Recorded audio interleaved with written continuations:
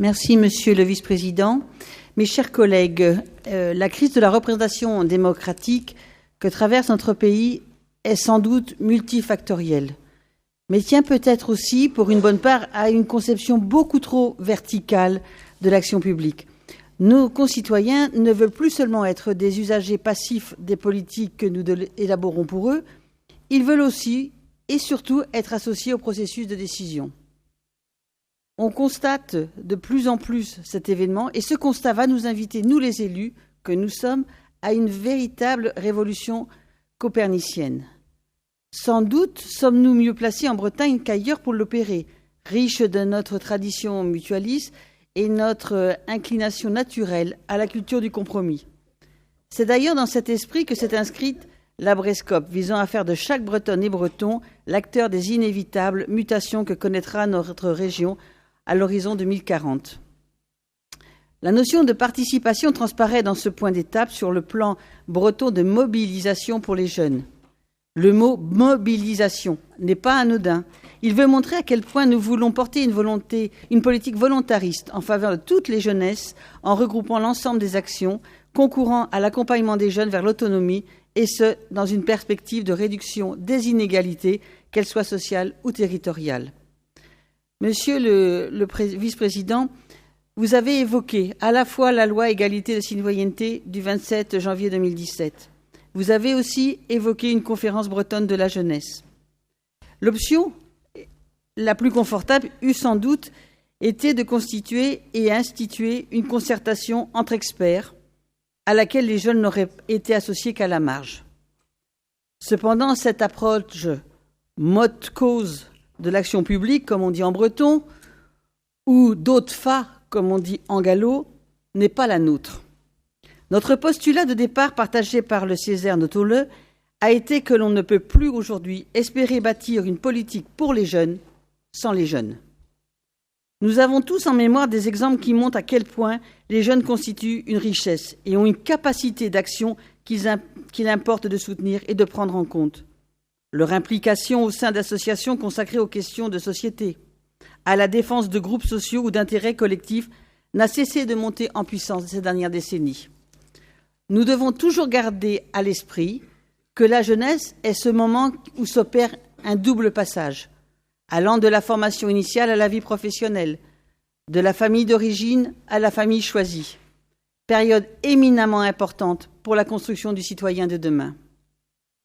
Certes, le bordereau souligne à juste titre que les relations entre les jeunes et les élus n'ont pas toujours été marquées au sceau d'une grande confiance réciproque. Mais de toute évidence, ces obstacles, dans le cas présent, ont pu être surmontés. La lecture de ce point d'étape atteste en effet du réel degré d'implication des jeunes dans la construction de cet ambitieux projet. Comme vous l'avez fait remarquer, à Saint-Brieuc le 5 juin, une centaine d'entre eux ont été conviés à la semaine de la Brescope afin de participer à l'élaboration des chantiers prioritaires.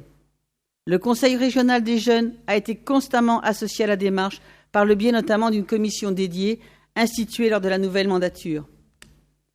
Et aussi, dans le cadre du diagnostic, la parole des jeunes a été pleinement prise en compte sous forme d'un recueil d'expressions réalisé, vous l'avez dit, en partenariat avec le CRAGEP. Et puis peut-être et surtout, je me réjouis que le dialogue entre les jeunes et les élus figure expressément parmi les 16 chantiers prioritaires retenus dans le cadre de ce plan. Co-construire avec les jeunes est une expérience très enrichissante. Permettez-moi à cet instant de vous donner un témoignage. Pays d'Auray, construction avec des jeunes d'un festival de rock. Avec les jeunes, pour les jeunes. Que des jeunes, c'est-à-dire que les organisateurs avaient entre 18 et 20 ans. Je puis vous assurer que je les ai un peu titillés en me demandant « Êtes-vous en capacité de le faire ? Avez-vous bien pensé à cela ? Avez-vous bien vu la sécurité ?» Tout était prévu. Toujours le Pays d'Auray. Le Pays d'Auray a axé ses fonds leaders sur la jeunesse parce qu'il était important de construire des projets avec la jeunesse. Les objectifs ont été énoncés clairement. Rendre les jeunes acteurs, les impliquer, favoriser leur accessibilité aux espaces de participation de la vie de la cité, qu'elles soient politiques, associatives ou citoyens. Et construire avec eux les politiques publiques, qu'elles soient dédiées spécifiquement ou non. Cette approche résolument intégrative est la bonne. Elle conditionne sans doute le succès final de la démarche engagée. Après ce discours sur la méthode, permettez-moi pour terminer un mot rapide sur le fond du dossier. Je tiens à me féliciter du choix fait par la région de s'investir dès à présent et sans tarder sur 4 des chantiers qui répondent à l'intérêt que les jeunes ont exprimé et que M. le vice-président a évoqué. Jean Cocteau disait « La jeunesse sait ce qu'elle ne veut pas, avant de savoir ce qu'elle veut. Alors agissons ensemble afin que les politiques publiques aient pour objectif de renforcer les capacités des jeunes à être les acteurs de leur parcours vers l'autonomie. Qu'ils n'en doutent pas, nous serons résolument à leur côté dans cette belle aventure qui commence. » Je vous remercie.